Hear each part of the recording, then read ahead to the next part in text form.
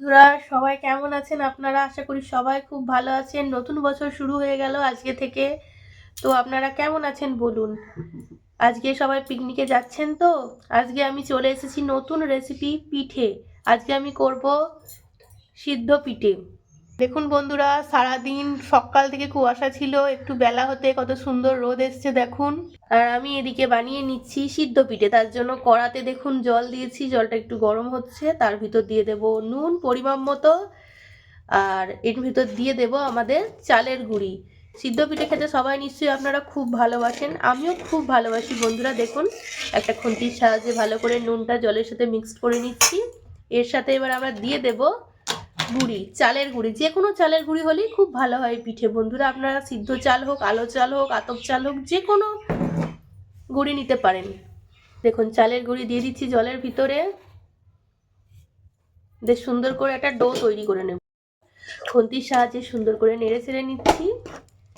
বেশ সুন্দর করে ডোটা তৈরি করে নিচ্ছি। প্রথমে দেখুন নিয়েছি, গ্যাসটা আমাদের কড়া থেকে নামিয়ে নিলাম বন্ধুরা। দেখুন এবার খুন্তির সাহায্যে এটা নেড়ে চেড়ে নিচ্ছি, যেহেতু একটু গরম আছে। এর ভিতরেই আমরা হাত দিয়ে এটাকে সুন্দর করে আটা মাখার মতো মেখে নিতে হবে। তা না হলে যদি চালের গুঁড়ি না শক্ত হয়ে যায় তাহলে সুন্দর করে আর এই ডোটা তৈরি হবে না। ভালো করে আটা মাখার মতো দেখুন মেখে নিচ্ছি। আর এই পিঠে খেতে ছোটোবেলায় যতটা না ভালো লাগতো, এখন খেতে খুব ভালো লাগে বন্ধুরা। আপনাদের কার কার এই সিদ্ধ পিঠে বলুন, ভাপা পিঠে বলুন, কেমন লাগে একটু জানাবেন। আমাদের বাড়িতে তো সবাই পিঠে খেতে মোটামুটি ভালোবাসে। দেখুন কথা বলতে বলতে আমার ডো তৈরি হয়ে গেছে। এবার এটা থেকে লেচি কেটে কেটে পিঠের শেপটা আপনাদেরকে দেখাচ্ছি। এবার লেচি কেটে নিচ্ছি এক এক করে, দিয়ে প্রথমে একটু গোল করে নিচ্ছি। দেখুন দেখুন বন্ধুরা, গোল করে নিচ্ছি প্রথমে। তারপরে দেখুন হাতে প্রেস দিয়ে ওখানে নারকেলের পুর দিয়ে দিচ্ছি।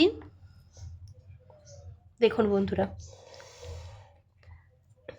তারপরে দুদিকটা সুন্দর করে মুড়ে দিয়ে আর সুন্দর শেপ দিয়ে দিচ্ছি। দেখুন এইভাবে আমাদের বাড়িতে সিদ্ধ পিঠে করে। আপনাদের বাড়িতে কীরকম করে একটু জানাবেন। আর এই শেপের পিঠেই আমাদের বেশি ভালো লাগে। এরকমভাবে আমাদের সব পিঠেগুলোকে আমরা বানিয়ে নিই বন্ধুরা। আমাদের পিঠে পাকানো হচ্ছে, আর এদিকে ভাপানোর জন্য আমরা কড়াতে জল দিয়ে দিয়েছি। এটা ভালো করে ফুটে গেলে আমাদের পিঠেগুলো যখন পাকানো হয়ে যাবে না, এই জলেতে দিয়ে দেব সিদ্ধ করার জন্য। এদিকে আমাদের জলটাও ফুটে গেছে, পিঠেগুলো দেখুন সব পাকানো কমপ্লিট হয়ে গেছে। আর এই গরম জলের ভিতর এক এক করে আমরা পিঠেগুলোকে ছেড়ে দেবো। দেখুন এক এক করে ছেড়ে দিচ্ছি। 10 মিনিট মতো ফুটলেই তারপর এটাকে আমরা নামিয়ে পরিবেশন করে দেব ঝোলা গুড় দিয়ে। পিঠেটা জলের ভেতর দেওয়া আছে, আস্তে আস্তে ফুটছে, ভালো করে ফুটে যাক। সুন্দর করে সিদ্ধ হয়ে গেলেই এটা আমরা নামিয়ে নেব।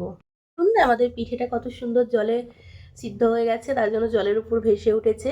আমরা এবার এটাকে একটা থালাতে তুলে রেখে দেব। দেখুন এই চাটনির সাহায্যে ভালো করে ছেঁকে ছেঁকে তুলে রাখছি। দেখুন বন্ধুরা, থালাতে আমরা তুলে রাখছি। সেম প্রসেস সব পিঠেগুলোকে তুলে রাখছি। দেখুন ফাইনালি আমাদের পিঠে খুব সুন্দর করে তৈরি হয়ে গেছে। রেসিপিটি আপনাদের কেমন লাগলো দেখুন। ছোলা গুড়ের সাথে আমরা পরিবেশন করে দিয়েছি আমাদের সিদ্ধ পিঠেটা।